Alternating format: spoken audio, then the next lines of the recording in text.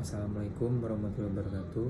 Perkenalkan, nama saya Muhammad Rizky Pratama dari perwakilan kelompok 11 mata kuliah Biologi Mulut 2, dosen pengampu Dr. Gigi Santi Hairani MSI. Materi yang saya sampaikan pada video kali ini yaitu peranan herbal terhadap pH saliva. Sebelum masuk ke topik pembahasan, kita memperkenalkan teman-teman kelompok kita terlebih dahulu. Yang pertama ada Erina Rizky Fade, Windy Septriani, dan Aisyah Humairah.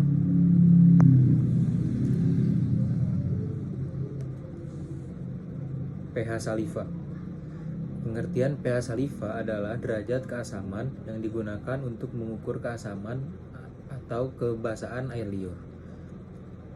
pH saliva yang normal berkisar 6,4 sampai 7,8. Jika pH saliva menurun, maka dapat meningkatkan demineralisasi email yang biasanya berkisar pH 5,5 sampai 5,0 (pH kritis). Lalu, prinsipnya saat laju aliran meningkat, pH dan konsentrasi beberapa konstituen meningkat, protein, natrium, klorida, dan bikarbonat. pH saliva tergantung pada konsentrasi bikarbonat. Bila bikarbonat meningkat, maka pH akan meningkat.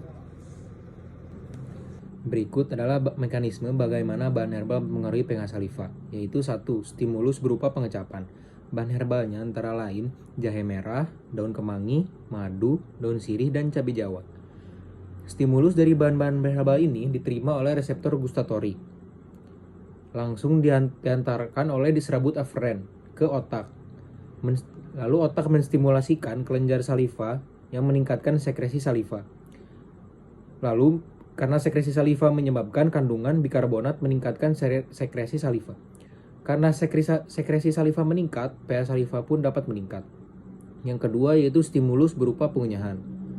Bahan herbalnya yaitu mentimun yang kandungannya kaya akan serat dan air. Mengunyah makanan yang tinggi akan serat membutuhkan durasi dan frekuensi yang lebih banyak, sehingga sekresi saliva juga tinggi. Jadi stimulus berupa pengunyahan mentimun ini diterima oleh mekanoreseptor.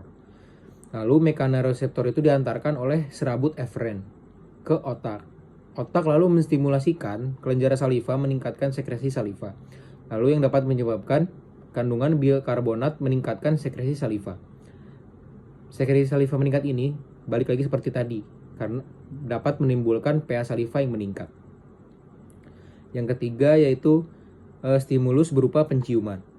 Bau tajam dari minyak atsiri pada jahe, siwak, dan daun sirih merah